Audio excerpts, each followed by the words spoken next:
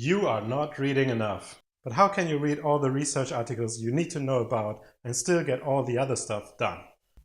In this video, I want to give you some hints on how your reading can become more effective. My name is Dennis. I am a neuroscientist and freelance scholar, and this video belongs to my series on scholarship in science. If you missed out on the previous video, you can go to the series playlist and watch it. So here is how beginners should begin their readings. Let's start with the bad news. There is no free lunch. If you are just starting to read research articles or are entering in the field, reading will be slow and tedious. But trust me, it will get better. The more you know about the topic, the better you understand the methods in your field, the more familiar you are with the thoughts and different lines of investigation of the researchers in your field, the faster you will be able to pick up the information in the papers. If this sounds like stating the obvious, you're right. But if you're like me and you are a slow reader anyways, it is easy to despair when you just spend half a day reading your first article on your advisor's 10 pages long list of recommended introductory readings. Usually you pick a paper by its title, or if you are already familiar with the field, you will recognize the authors. The title should actually already tell you the main take-home message of the paper, and you should keep it in mind while reading. Of course, sometimes the title of the paper does not reflect the content of the paper. Instead, some people like to get creative, which isn't necessarily useful for the reader. After you have been hooked by the title, you will go on and read the abstract. The abstract is a version of the whole paper compressed into a few sentences. Are you still interested in this paper? If not, better move on. If you are, then go on to read the introduction. It will lead you from the big picture down to the specific questions that the authors asked or answered in this article. A well-written introduction will give you only the information that you need to understand why the authors arrived at the question they are trying to answer in this study. It is not a complete review of the whole available literature. So at the end of reading the introduction, you should know why the authors chose to do the study in the first place. Next, the results. The results briefly describe which experiments the authors did and which results they got. You should now understand what the main experiment was, what its results were, and how the authors interpret them. Go back to the methods once you know the results of the experiment. This should help you understand the limitations of the experiment and enable you to try your own interpretation. Do you agree with the authors at this point? And finally, when you read the discussion, take note which experimental results the authors think tell them the most about the outcome, and a well-written discussion will then explain how the outcome aligns to the author's expectations, how these new results fit into the already existing literature and the existing understanding of this phenomenon. And they will tell you their main conclusion and how it fits and updates their view on the global picture. Congratulations, you just read your first paper. Did the authors show what they promised in the title and the abstract?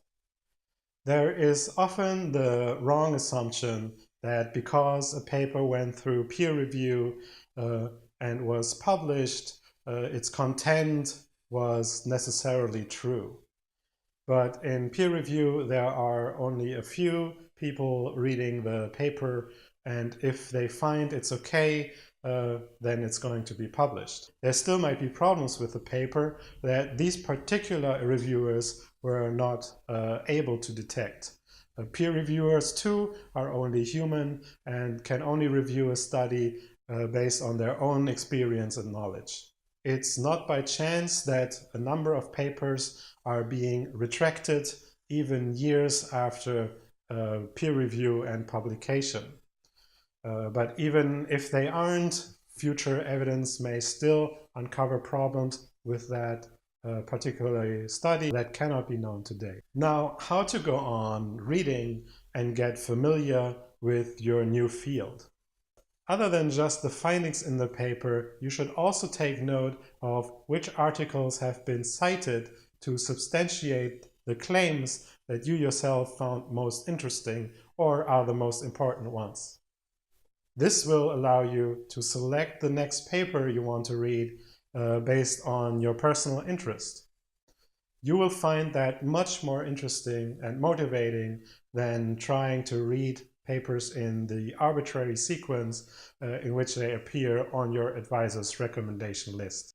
Once you have followed your curiosity for a while and become familiar with the most pressing questions, the researchers and lines of investigations in your field, there are ways to be more efficient in reading.